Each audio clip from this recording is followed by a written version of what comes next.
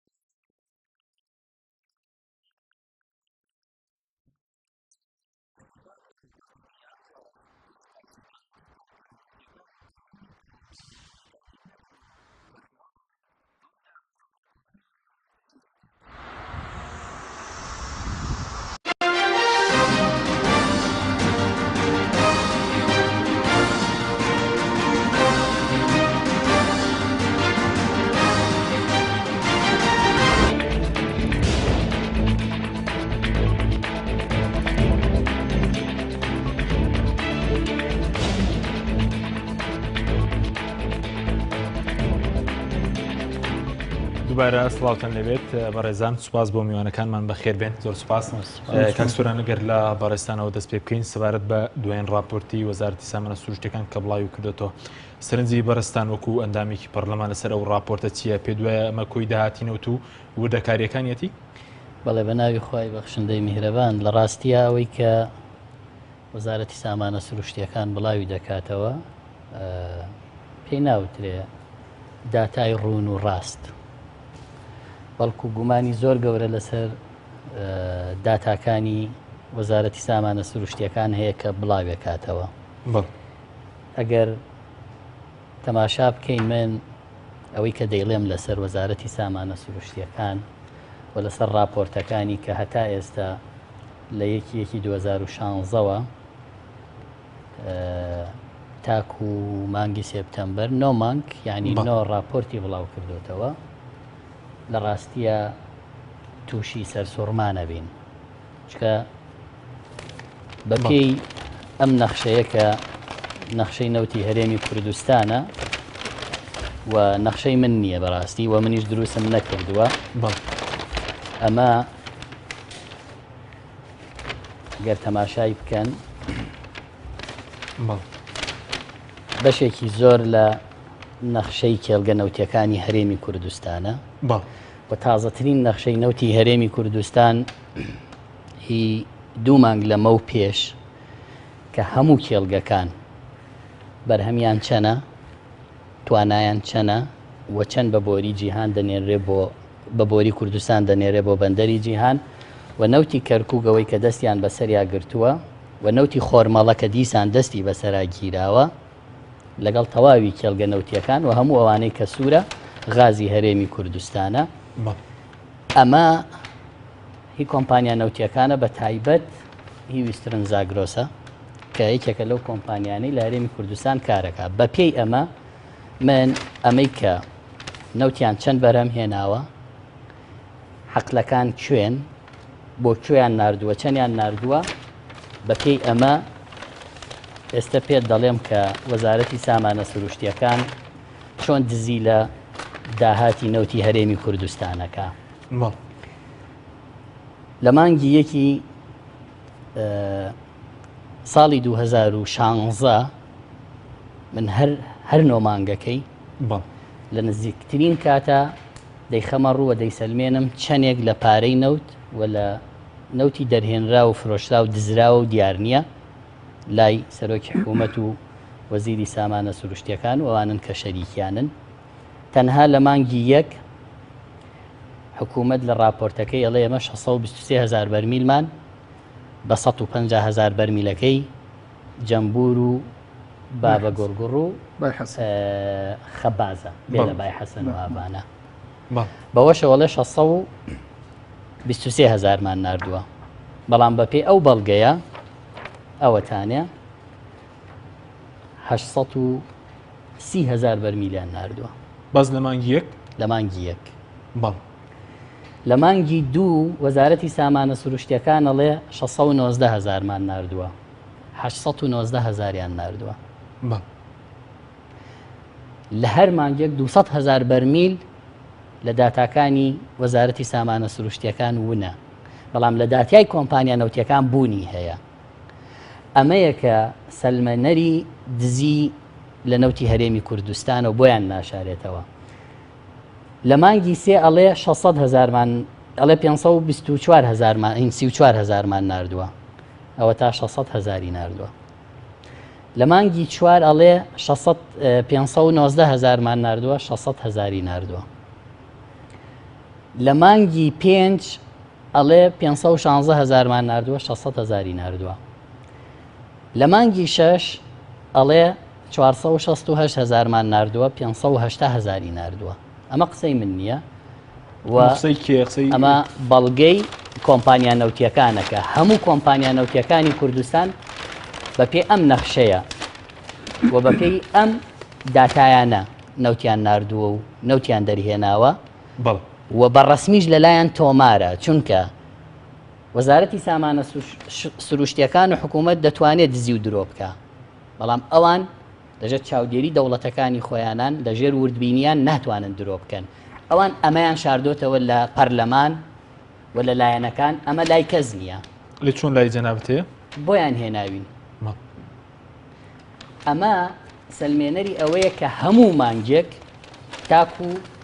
مانگی سێ کە نەوتی جەمبور و خەباز و بابە گۆرگوڕی 150,000 بووە 200,000 بەرمیل دیار نییە لە نەوتی هەرێمی کوردستان. ڕۆیشتووە بۆ گیرفانی ئەوانە ڕۆشتووە کە دەستیان بەسەر نەوتی هەرێمی کوردستانە. چێ نەوانێک ئێستا دەستیان بەسەرداگرتووە؟ ئاشتی هەورامی بۆ سەرۆکی حکوومەت وازەحە کە ئەوان دەستیان بەسەریاگرتووە حەسریەن و ئەو داتایانی کە بڵاوی یەکەنەوە بە ناوی حەقدەستی کۆمپانیاکان مانگانە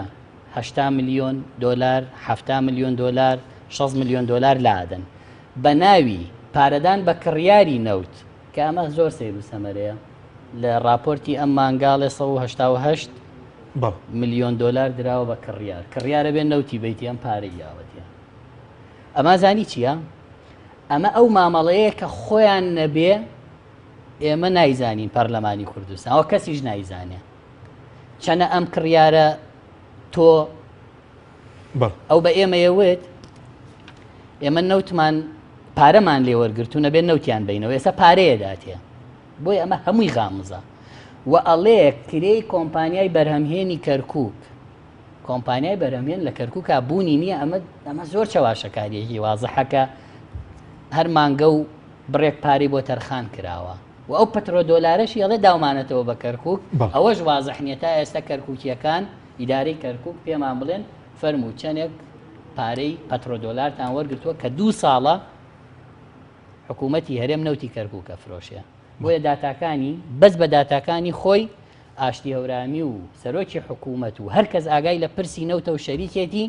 پێویستە محاکەمەیەکی عادیلانەی نێودەوڵەتی بکرێن لەسەر تەهریبی نەوتی ناوخۆی. بەڵێ ئەمە تەهریبی نەوتی هەرێمی کوردستانە و خەڵکی تر لە دەرەوەی ئەم هەرێمەتیایە شێوە ئەگلێ تایە شەریکە پشتیوانیانە. باشە بەڵام بۆ لە دادگایەکی ناوخۆی نەبێ بۆ لە دەرەوە لەبەرەوەی ئەمانە کۆمەڵێ و کۆمپانیای هەندێک وڵاتیان هێناوە بەشداریان پێکردو لەم پرۆسی گەندەڵی و دزی و درۆیە بۆیە ئەوانیش بەرپرسن لەم تەهریبی نەوتەی لە هەرێمی کوردستانەوە ئەوان عەقدی نادیاریان کردووە چۆن وڵاتەکانیان ڕێدەن عەقدی نادیار لە هەرێمێکی پڕ لە گەندەڵی بکەن بە بردننی دزینی ئەم هەموو نەوتەی داهاتی ئەم وڵاتەیە هەر مافی ئێمە نیە مافی نەوەکانی دوای ئێمەشە سپاس دەکەم دووە تەگرم وڵای بەرزکاک سوورەکان خۆ جەنابش بەخێر بێ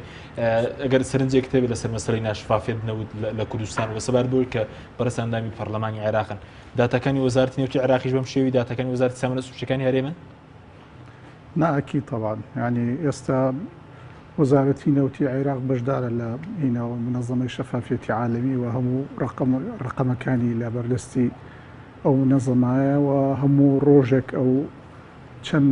بەرهەمە هێنێ لە چپیرێک بەرهەمی هێناوە بە چەندی ئەفرۆشی بۆ کوێ ئەنێرێ هەموو ئەمانە هەموو ڕۆژێک تۆتوانی لەناو وەبسایتی وەزارەتی نەوتی حکوومەتی ئیتیحادیە ببینیت ناتەوان فەرقی عەرز و ئاسمانە لەوێ لە چاو ئێرە لە ڕاستیە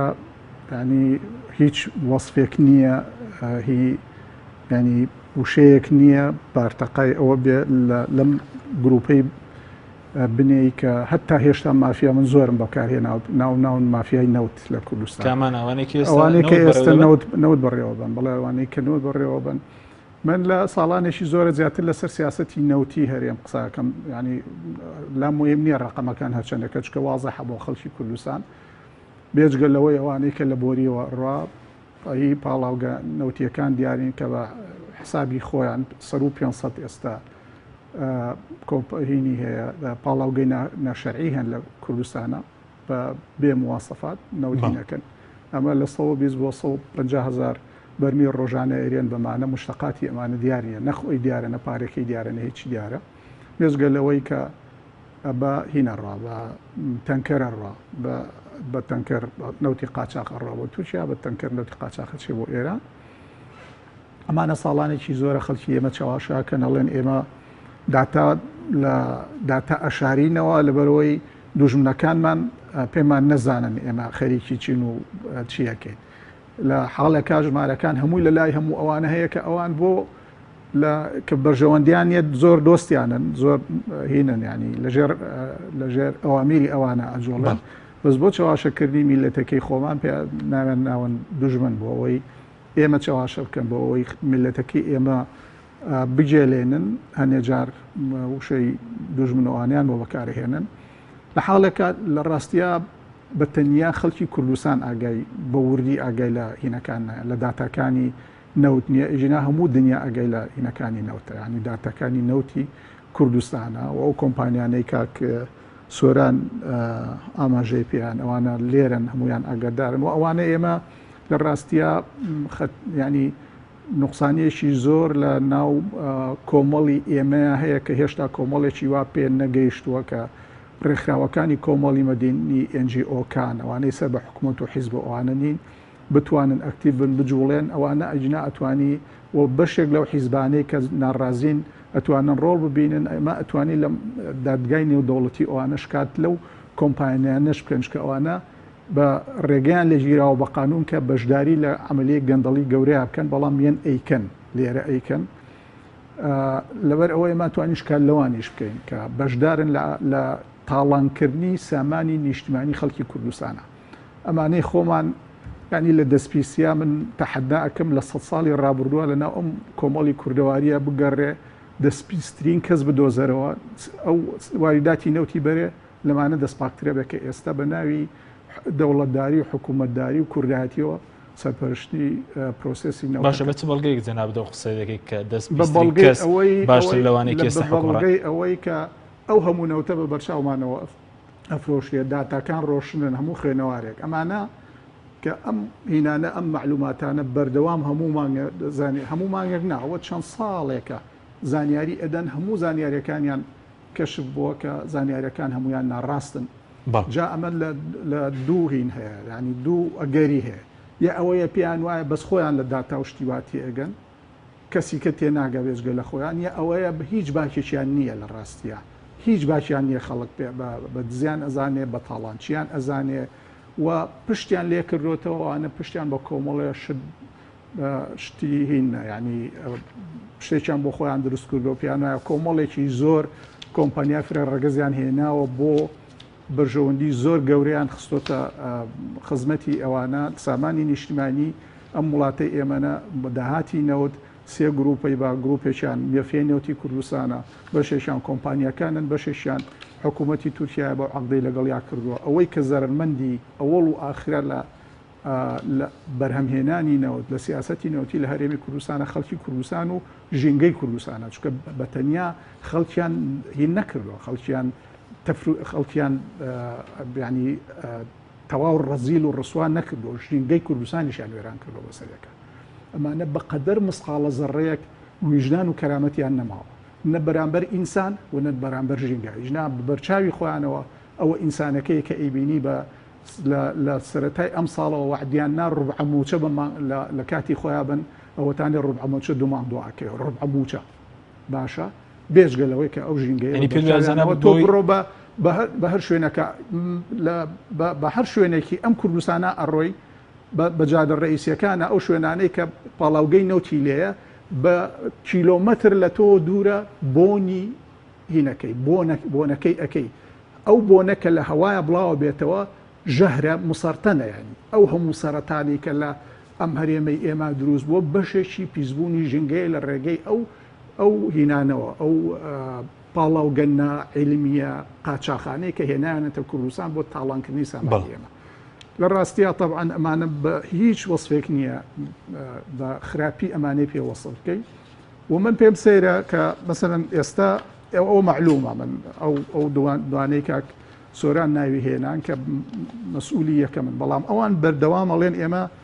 نازانم شتێکیان ناوناوە دەستەی باڵای هەرێمی نازانم چی لە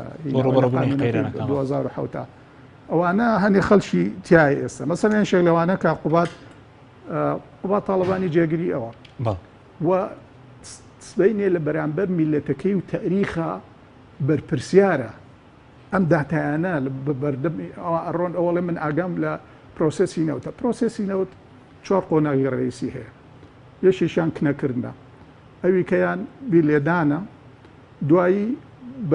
تەسویقە بەرهەموو تەسویقە دوایی هێنانەوەی پارەکەیەتی من لە وتارێکە ئەم 4 قۆناغم کردو بە 4 قۆناغ من تەحەداکەم بە قاقوبادیشەوە چکە بۆ خۆی مەسئولیەتی تاریخیە چەتاستۆی ئەو بێژگەل لەوەی لە قۆناغی 14 هەمینە ئەوەی کەینم کردی هاتنەوەی پارەکەیەتی کە وەزارەتی سامانە سروشتەکان ئاوا بۆمان بۆ دوو کەلیمەیە بە سانیە بۆمان ئیعلانەکاڵێ هینەکەیەتی بێژگەلەوە ئاگیان لە باقیەکەی نییە چۆن ئەڵێ من هینم ینی ئاگاداری پرۆسسی نەوتم لەبەرەوە بۆ خۆیان مەسئولە بن لە بەرامبەر خوا لە بەرامبەر میلەتەکەیانە لە بەرامبەر نیشتمانەکەیانە حەق بێنە دەنگ بڵێ بابە من بەس ئەم ڕقەمانم ئاگەلەیە کە ئەم تاڵان وەزیری تاڵانکردنی سامانی نیشتمانی ئەماتێ بڵێ من هەر ئەماگام لەوە نە ئاگام لێ نە ئاگای لێ ئەو کۆمپانیانە چیان هێنێ چۆنیان ئەهێنێ لەکوێ بەرهەمەهێنن چەند بەرهەمەهێنن بە چەند ئێفرۆشن پارەکەی چۆنیێتەوە هەندێک لە ئێستا باز دەکەن کە یەکێتی شەریکە لەم دۆخە شەریک ئەبێ بێتە هین کردوەتی بە شەریک یا شەریکە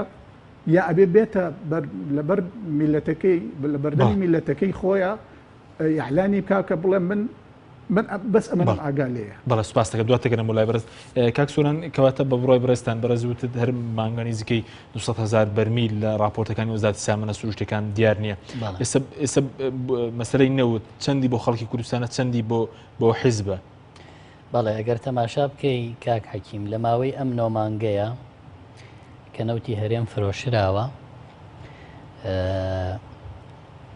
لە هەموو مانگێکە تقریبان تا ئێستا نزیک بە 3 ملیار دۆلار هێنراوەتەوە بۆ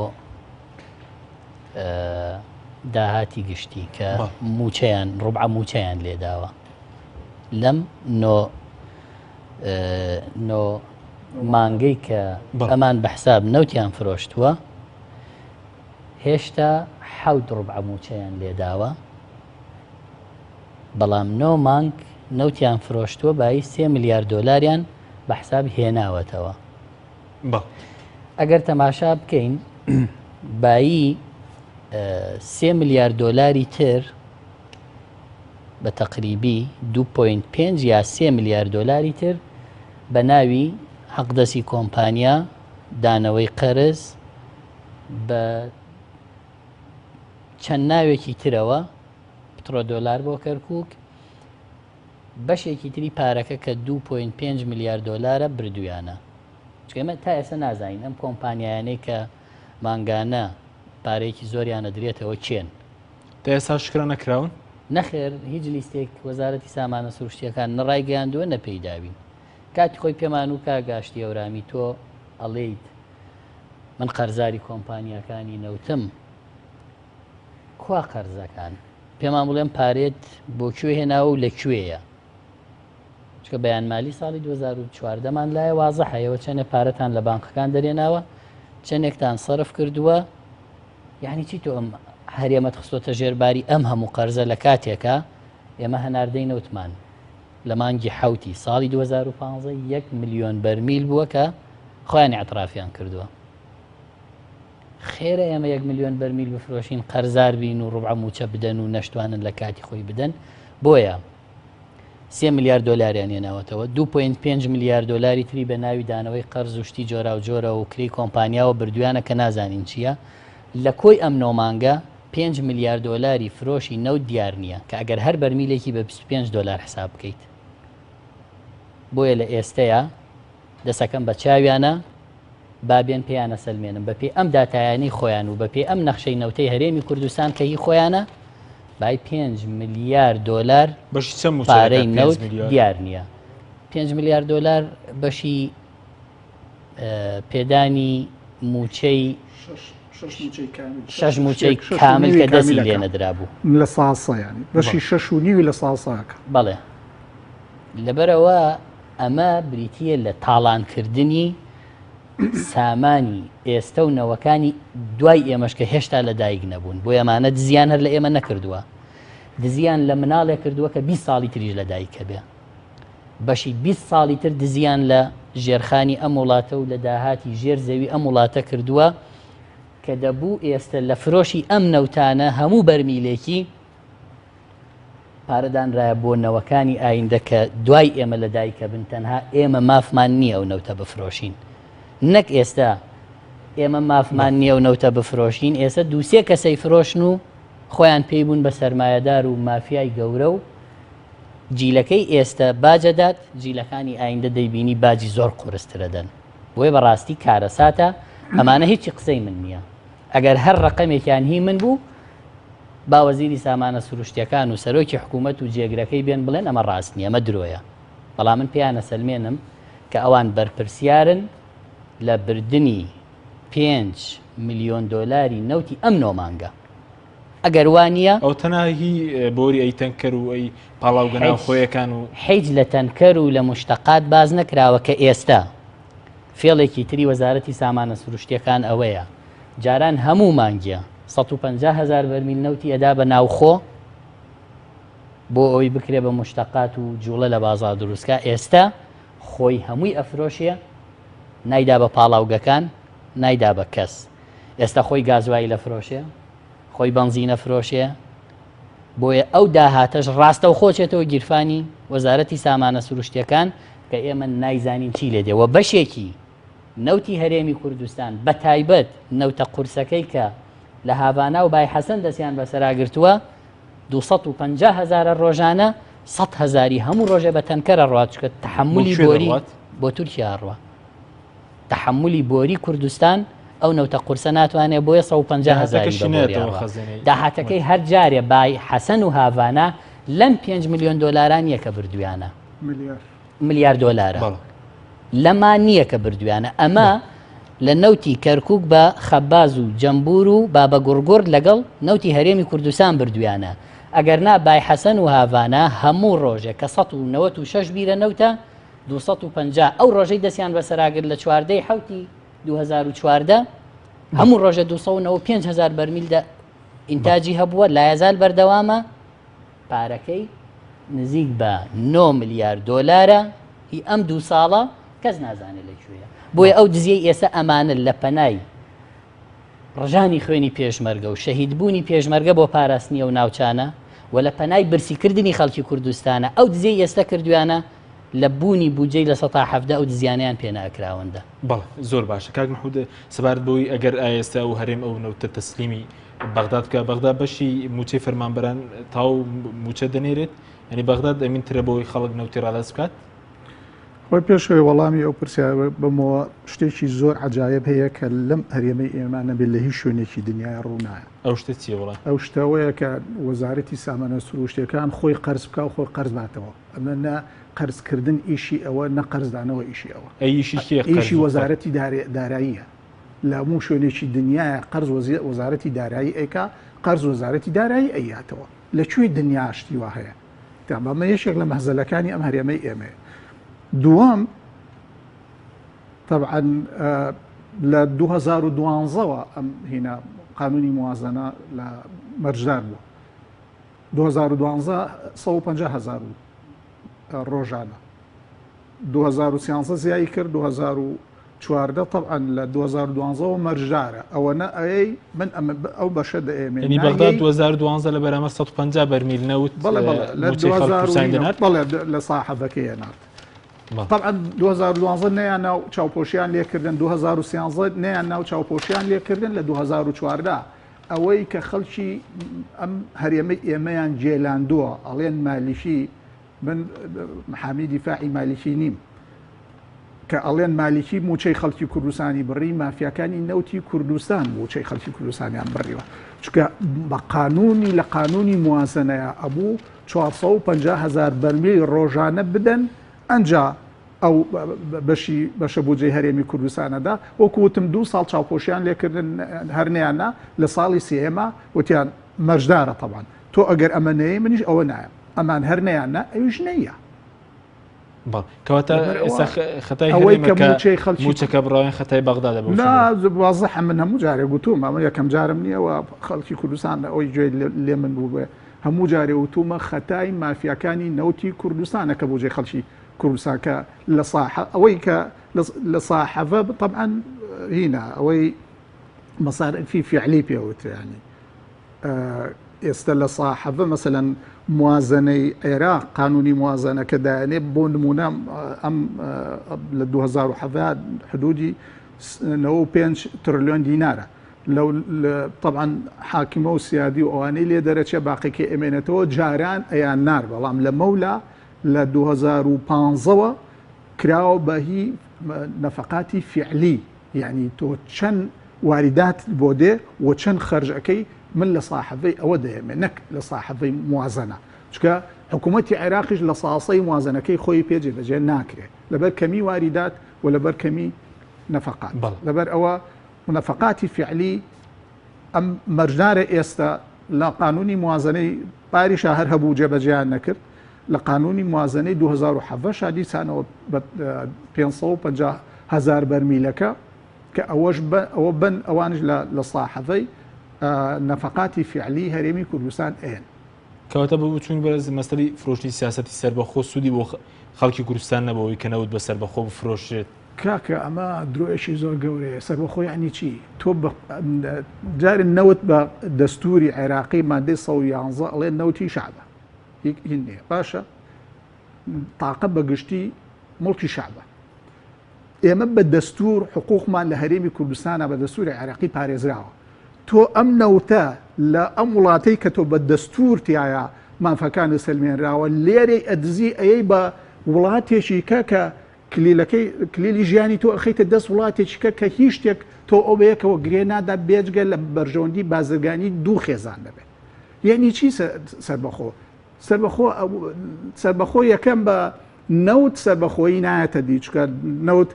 چەند بەرهەمەهێنی چەند ئەنیێری بۆ بازار سعرەکەی چەند لی دەستەکەوێت ئەمانەی هیچی بەدەست ئەو گرۆپە نییە کە سەرپەرشتی نەوتەکە ئەمە جارێککە شەحی ئەمەم کردووە کە ئەمە وەهمە ئەمە بۆ جێلاندنی کۆمەڵی دانیشتوانی خەڵکی کوردستانە ئەم قسەیە ئەەکەن ئابووری سەربەخۆ ئابووری سەربەخۆ لە ئابووری ڕێعیان نایەتە دی بە هیچ جۆرێک سعودیە سەیریکەن ڕۆژانە ئەنتاجی سەرود 10 ملیۆن بەرمیلەکە 2 ساڵ و نیوێکە هیندابەزیەوە ئێستا یەکێ لە وڵاتانەی جیرۆدە بووە و تازەترین تەقریرێکی دەولی ئەڵێ ئەوەی کە تا ساڵێکی کە ڕەنگە ینی بیخات سعودیەیە لەبەر ئەوە دەوڵەتی ڕێعی ئیقتصادی سەربەخۆی نییە چکە بەدەست خۆی نییە واریداتی چەنە ئەمە یەک دووەم تۆ لە وڵاتێکی مەزمونەوە بە دەستور ئەیدزی ئەی وڵاتێکی کەکە هیچ شتێک ناتوانێت ئەو کۆنتترۆل بکات لەبەر ئەوە بێجگە لە چاواشەکردنی خەڵکی ئەم هەرێمەی ئێمە هیچ شتێکی تر نییە و لەسەر ئەو مستەڵەحا و لەسەر ئەوەی ئەو مستەڵەحات ئابووری سەربەخۆ چەندی زەرە لیاوین ئەوانە ئەوەیە خەڵک ئێستا پیا ببێ قانونی باش بێنە پێشێ لە مەحاکمی داخلیەوە بەگیریان بێنین هەرچا ئەگەینە توانەمان هەبێ بگەینە مەحاکمی دەولی هەمویان بین بە دادگاوە هەموو ئەو زەرەرەی کە لە ڕووی ژینگە لە ڕووی سیاست لە ڕووی دارایی لە ڕووی ئابووری و ئەو زەرە گەورەی کە کۆمەڵایەتی ئێستا تەونی کۆمەڵایەتی کۆمەڵی کوردەواریان شێوانەوە بەسەریەکە سەیری ئەو هەموو جەرائیمەی دروست بووە سەیری فصلی هین جابوونەوەی ژن و مرد هەڵوەشانی خێزان ڕاوکردنی گەنجەکانی ئێمە ڕاوکردنی ئێستا دکتۆرەکان ڕەوەکەن مامۆستای جامیعە ڕەوەکات هەموو ئەم وڵاتە ئێمەیان وێران کردووە لەسەر ئەمانە هی ئەوەیە من بۆ خۆم هینم وایە لە عقوبە لە قانونی عقوباتە دژی بوونی عقوبەی ئیعدامم لە هیچ شوێنێکی دنیا بەس ئەمانە ئەبێ بیانکەی بەپەنگ بۆ ئەم دنیاە پێ دەبێ ئەعدام بکرێنەوەوانە ئیعدامیان نەکەی لە ناو زیندانە بیان ڕزێنی ئەو جەریمانەی کە کردویانە من دژی ئیعدامکردنی سەدام حوسێنیش بووم پێم وان بۆ ئەبێ بمێنێتەوە ئەوە لەسەر هەموو جەریمەکانی لە جیاتیەوەی بەتەنیا لەسەر دوجێری محاکەمەکرا لەسەر هەموو جەریمەکانی محاکەمە بکرایە ئەمانش لە ناو زیندانە بیان هێڵیتەوە لەسەر هەموو جەرائیمەکانیان محاکەمەیان کەی هەتا بە فیزیکی لە ناو زیندانە ئەمرن ئازادیان نەکەی ئەمانە مستحقی ئەوە نەک ئەوەی حکومڕان بن ئەمانە من وەکوتم لە ئەوڵەوە من ئیشم لەسەر سیاسەتی نەوتی کردووە لەسەر ڕقم نەکردووە ناو سیاسەتی نەوتی هەتا بەدەست ئەم گروپەوە بێ خەڵکی کوردستان بەتەمە نەبێ بۆ یەک ڕۆژ ئیسراحەت بکات دەگەڕین وڵاتان بەڵێ بینەرانی بەڕێز ناوبڕێکی کورت وەردەگرین دواتر دەگەڕین لە وڵاتان لەگەڵ هەمووین.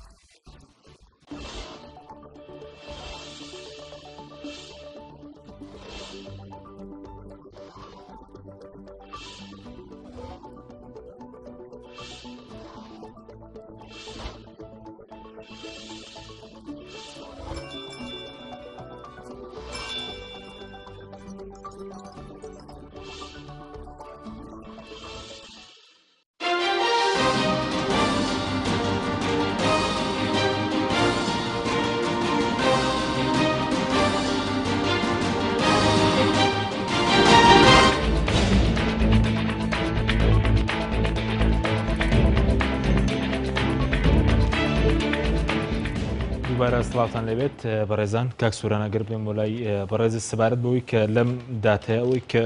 ماوەتەوە نەوتەکە تقریبن نزیکەی نیوە ماوەتەوە بۆ حکومەت هۆکارەکەی چیە بۆ نمونە لە 611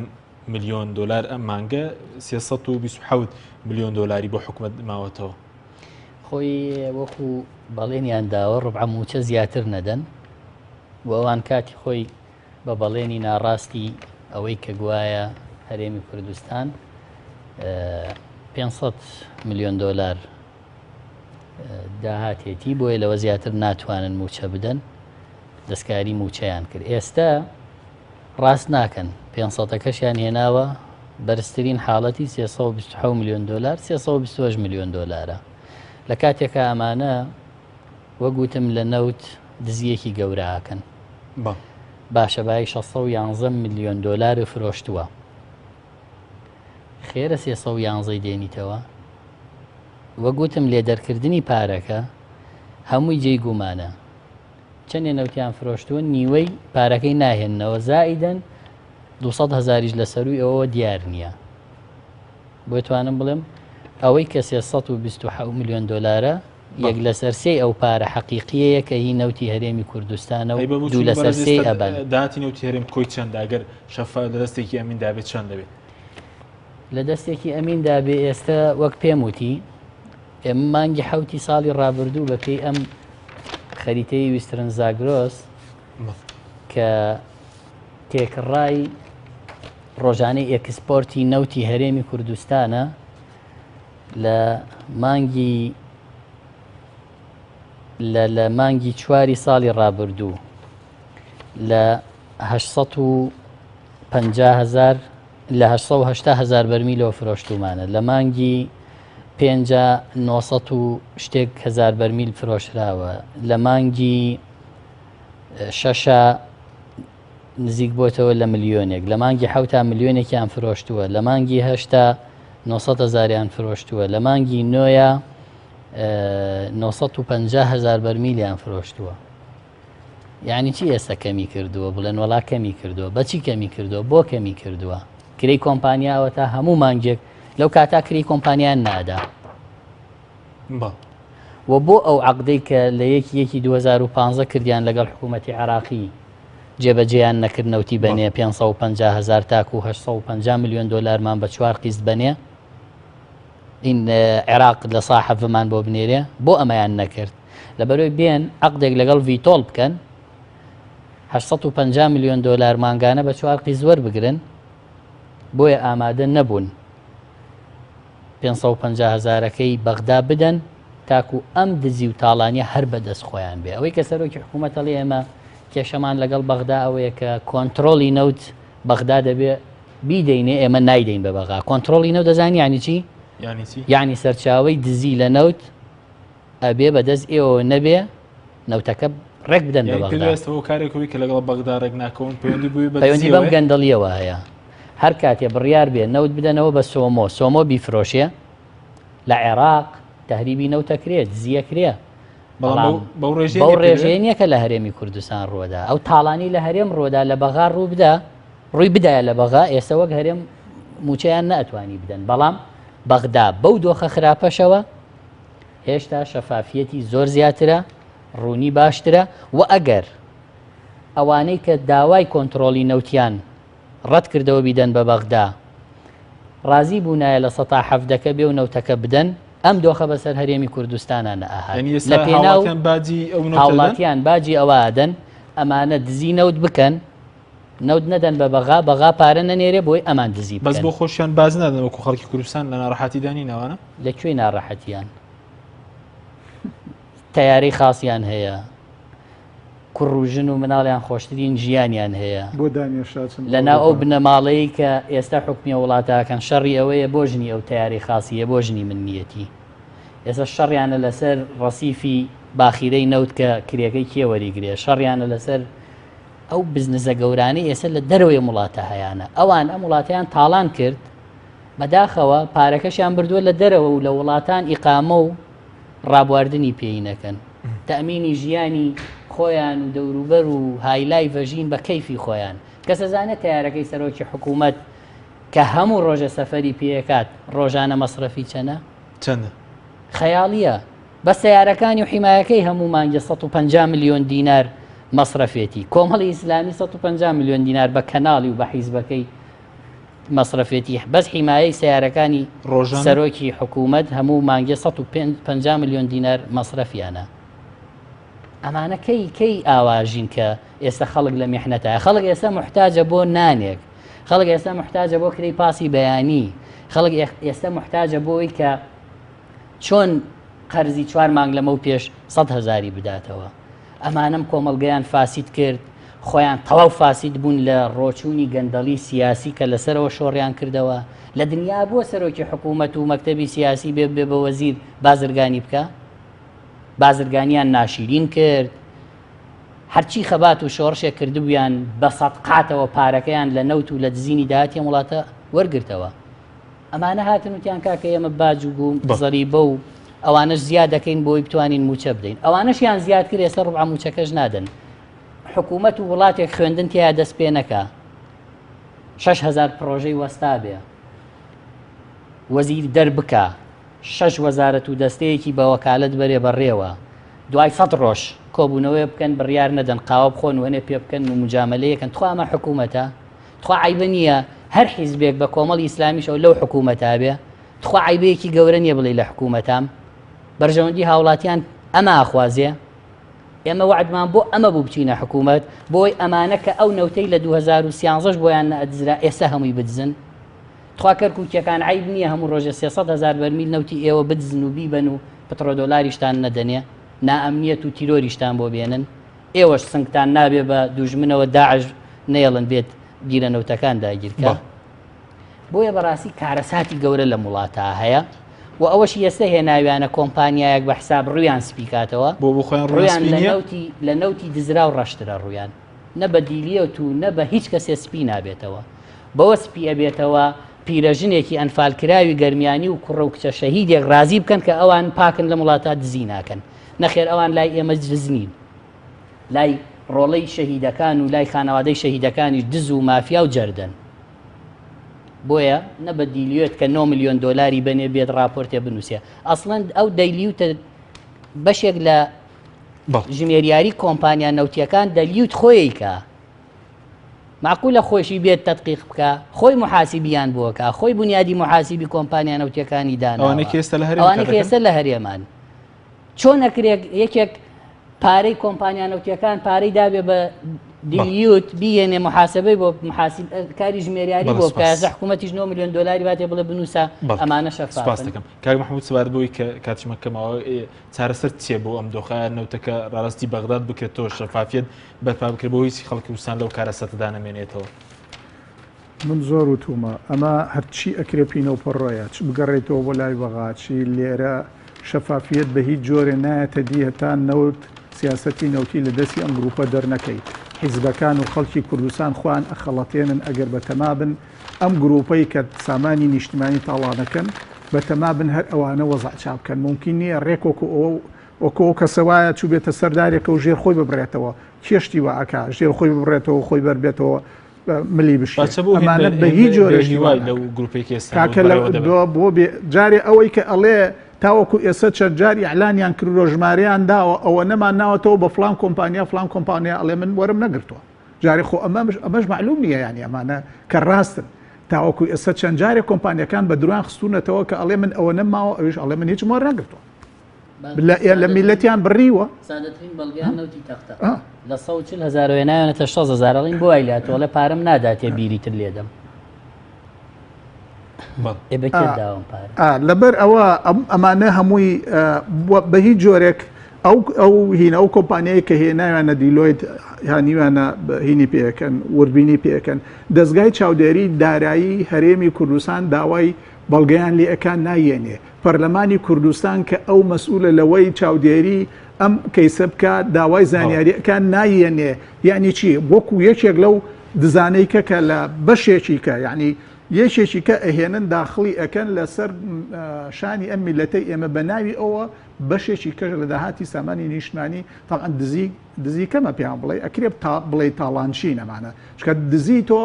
من یەکێک جیرفانمە بڕێە ماڵم ئەبڕێە خۆم لە ماڵەوە نیم یا بە دزیەوە جیرفانمە بڕێ من پێی نازانم بەسەمان بە بەرچاوی ئێمەوە ئەیبن لەبەرەوە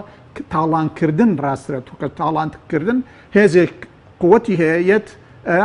بەسەر گوندێکە یا بەسەر شارێکە بە بەرچاوی میلەتەکەیەوە ماڵەکە بینە هەرچی سامان هەیە ئەیبا بە بەرچاوی هەمویانەوە ئەمە تاڵانکردنە لە ڕاستیات دزی نیە چکە دزی بە دزیوە کرێمان بە ئاشکرایکەن لەبەرەوە ئەمان تاڵانمانەکەن ئەی چارەسەر چییە؟ چارەسەر ئەوەیە بە هیچ جۆرێک ممکن نییە ئەمانە بە سیاسەتی نەوتی لە دەستی ئەم گروپە دەربێنی بە هیچ جۆرێک نەوت ناتوانێت خزمەتی ئەم هەرێمە ئێمە بکە. من لە 2013 وتومە لە جیاتی ئەو زمانە باسی 400,000 بەرمیلی ڕۆژانیانە کرد وتومە 4 ملیۆن بەرمیل ڕۆژانە ئەنتاج بکەن خەڵکی کوردستان باری شانی قورستر ئەبێت چکە ئەمانە بە اقتصادی ڕێعیە بە زەریبە و بە دەنگی خەڵکو بەمانە ناژی بە پارەی تاڵانکراوی نەوتەژی لەبەرەوە دەستگای سەرکوتکردنی پێ بەهێزەکە وجدانی پێ ئەکڕێ تو سیرکە ڕۆشنبیری پێ ئەکڕن 2250 کەس ئیمزایان نەکرد بۆ ئەوەی مەسعود بەرزانی بە ناشەرعی بۆی درێژکەنەوە منە لەشەوە دێت لەوە دێکە پارەیەشی زۆری نەوتیان لە بەردەستایە تەخشان و پەخشانیەکەن ئەینەوە سیاسەتەی کۆبوونی نەوت کە سەدام حوسێن کردی سەدام حوسێن ڕئیسی دەوڵەتانی پێ ئەکڕی پەرلەمانتاری ئەوروپی پێ ئەکڕی و ڕۆژنامەنووسی پێ ئەکڕی بە عینەن طریقەی سەدام حوسێن سیاسەتەکەن لەبەر ئەوە هەتاوەکو نەوت مەلەفی نەوت سیاسەتی نەوت لە دەستی ئەمانە نەهێنرێتە دەرێ خەڵکی کوردستان بەتەمان نەبێ وەزعی باشتر بە ڕێکەوتن لەگەڵ بەغداد کاتمان نکەمەوە باشترە طبعاً هیچ نەبێ ئەوەی ئێن بە بەغا نادزرێ ئەمان لێرەوە ئەبێ خەمی ئەوە بخۆین بێجگە لەو 550 طبعاً لە سەرو ملیۆنەوە بۆ معلوماتی لە سەرو ملیۆنەوە ئەنتاژ هەیە لە کوردستانە ئەنتاجی ڕۆژانەی کوردستان لە ملیۆن زیاترە بەوەی کەرکووکەوە لە ملیۆن و سەد تێ ئەپەڕێ زۆر زیاترە باشە ئێستا هەر ئەوەی باسی ئەوەکەن کە هینە ئەچێ بۆ بەندەری جەهان بە پای پاڕە ئەوانی تر گەورەترن ئەوەی کە دیار نییە گەورەترە لەوەی کە دیارە هیچ نەبێ ئەوە بگیرێ بە حکوومەتی عێراقی گلانی کەم هەموو بەرمیلێک $10 بۆ $15 زیاتر بۆ خەڵکی عێراق بە خەڵکی کوردستانیشەوە ئەگەڕێتەوە دوای ئەوە ئەم زانیاریان کە ئەڵێ من هینە ئەمڕۆ جۆم ئێوارە جۆم لە کاک دکتۆر شێوکۆ جەودەت بوو باسی کرد کە لە مانگی ڕابردووە $15 و شتێک فەرقی هەبووە لە بینی فرۆشی نەوتی عێراقی لەگەڵ هی هەرێمە لەم مانگەشان نزیکەی $12 فەرقی هەیە ئەم فەرقە وەهمیە لەوەش ئەدزن ئەوەی کاکسۆران وتی لەوە 200,000 بەرمیلەوە ڕۆژانە ئەدزن لەمەش هەموو بەرمیلێکی $6 لێ ئەدزن کاتمەکەمەوەی کە بەدەڵی بەغداد بەنیازە پارە بنێرشتیوە هەیە بکەی بەغدا پارە دەنێت بە بڕای بڕێز ئەوە مەرجدارە و مفاوەزاتی کەی ئەوێ هەروە هینە ینی شتێکی وە ئاسان نیە لە ڕاستیە عبادی خۆشی تەسیحیداڵێ ئەوە بۆ کۆبوونەوە ئەو هینانە حل ناکرێ خەڵکی کوردستان بێنەوتەکان تەسلیم بکەن ئینجا پارەکە دەنێرنەوە ئەبێت نەوتەکە لە هەر بێرا ڕە بە بۆری نەوتی هەرێمە ڕا بۆ بەندەری جیهانە بێ ڕۆژانە 550,000 بەرمیل نەوت تەسلیمی سۆمۆ بکرێ ئەنجال لە ساحەڤەی نەفەقاتی فعلیمانە بەڵێ تا ئێستا بڕیار نەدراوە کە موچەکە بنێردرێ بە فەرمیەوەی کە بەڕێزداگەداری لە بەغداوە نەخێ بڕیاری وانە هەنێ قسەی وا ئەکرێکە ئەوە نە ئەنێرنەوەوانە من گومانەکەم ینی گومانەکەم شتیوان ڕووبا هەتاوەکو ڕێکەوتنی تەواو نەبێ پشتڕاز نەکراوەوە نادنی پارەکە ناوە بەس تەسیحاتی ئەعلامی شتی وایە بەڵ سپاس دەکەم کاستۆران زۆر بە کورتی پێدوای چارن و سێرێن بەرەو کوێ دەوراگەر بەم شێوە لەسەر سیاسەتی نێود بەرداوام بێ وەڵاوازە حەگەر تاڵانی زیاتر بێ وەکو کاک مەحموودی وێرانترە بێ وەک گوێرانیان کردووە خوێندن نەبێ و ژیان ئاوار نەگوزەرێ و بەشکارێ نەوت بۆ تەماڵ وێرانی بۆ کوردەستەدەمی باز یەکێ لە باشیەکانی لە وڵاتاوە بوو نەوتی دەرنەهێنا نەوتەکەی هەرێمی دەست لێ نەدا بەڵام بە نەوتی کەرکوو بە نەوتی کەرکوو شەڕی ئێران و عێراقیە کرد و بەڵام نەشێهێشت ئەم دۆخەیە سە بەسەر خەڵکیەت ئەو کاتە موچەی نەمێنێ و نانی نەمێنێ و ژیانیە ئەمان یعنی ستەمکاری و فەسادی گەورەشیان زیات. بەڵێ زۆر سپاس بۆ بەرەزان کاک سۆراومەر ئەندامی پەرلەمانی کوردستان و کاک مەحموود ڕەزا ئەندامی پەرلەمانی عێراق کە لەگەڵ مامە سپاس بۆ بینەرانی بەڕێز سپاس بۆ ئەو کارانم تا بەرنامەیەکی تر خواتان لەگەڵ